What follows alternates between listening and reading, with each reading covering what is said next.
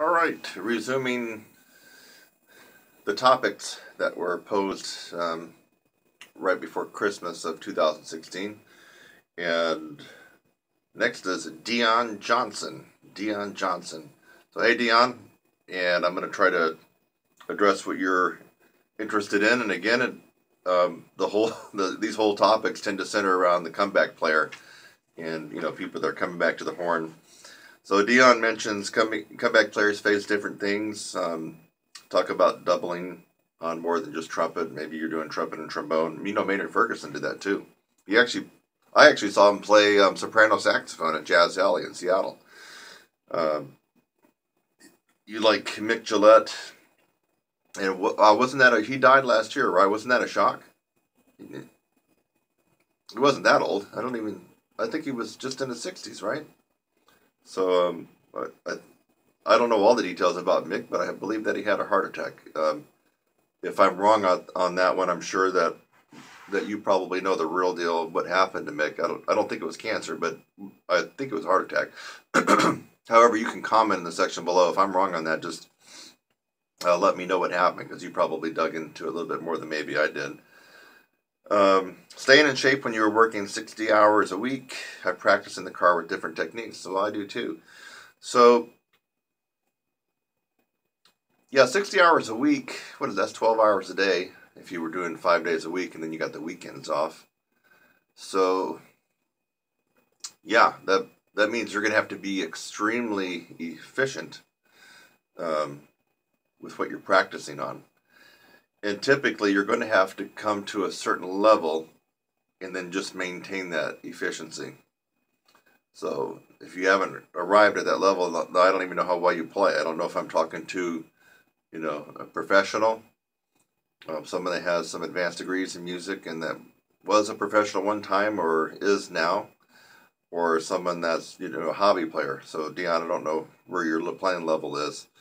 I do know that to be efficient, you need to already have done the work to get yourself to a certain level, and then the efficiency comes in by maintaining that. So it takes more work to take yourself to a new level. It takes less work to maintain, as long as you're efficient at that level, if that makes sense. So if you're trying to just maintain, if you're happy with where you're at, range-wise, endurance-wise, sound-wise, accuracy, the whole business, mouthpiece pressure is good, you're not using too much of it, your tone, all that kind of stuff, then yeah, there are several different ways to being efficient. And with a 60-hour work week, usually that would entail some breaks. No one works 12 hours straight unless you're self-employed. So that means I see you whipping out the horn before you head off to work, 15 or 20 minutes. Then do a couple of non-playing techniques in the car. For example, you already saw that little thing I put in my mouth, where I'm kind of wiggling back and forth that device. That and the peat and maybe a little lip buzzing, as long as you don't overdo it. Different things like that in the car. Then you go to work, and then you take your coffee break, and maybe you go to the bathroom or go out to your car and do a little something. On your lunch break, you definitely need to have a secondhand horn out in your trunk, so you can get something to eat and go blow a little bit on your horn. And then right when you get home from work, I would recommend playing a half an hour before you do anything. And then you go eat dinner, or then you spend time with the family, or then you go to the gym, or whatever. Then you watch your TV show. Get that half hour in. So these are things this is a strategy that's going to allow you to be pretty efficient in maintaining during the work week. And then come Friday night, all day Saturday and all day Sunday, that's when you really need to ramp up your practice. That's when you're going to be really putting some miles on the horn. I'm just guessing you work 5 days a week. So Friday night, you can put in some extra time because you don't got to get up early. You can rest on Saturday. Get a good 3-hour playing session on Saturday, break it up. And Sunday, the same thing, a good 3-hour session, but break it up into 4 parts. And that's a pretty good strategy for, I think, what you're trying to get.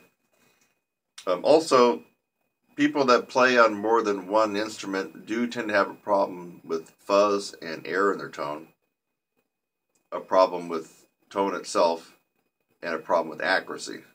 So I already know this because I used to, well, I still teach it, but I don't really play it as much anymore. I used to have a bunch of kids that came in with trombone and baritone and tuba and French horn.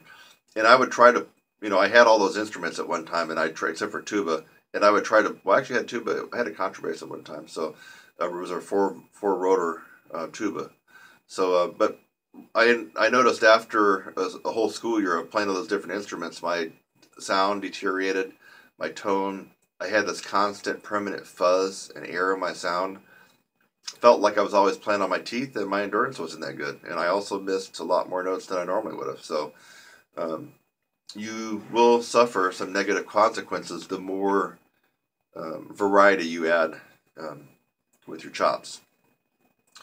So anyway, I hope that gave you some suggestions. And again, if you're not playing, if you don't feel like your chops are right at the level of, a Lamborghini, where everything is just power, a powerhouse full of efficiency, because that's what a Lamborghini really is, mega power, but all efficient, then that means you got to do something, that you got to invest your time, money, and hard work into taking yourself up to this level that you can maintain. So that's also something to think about.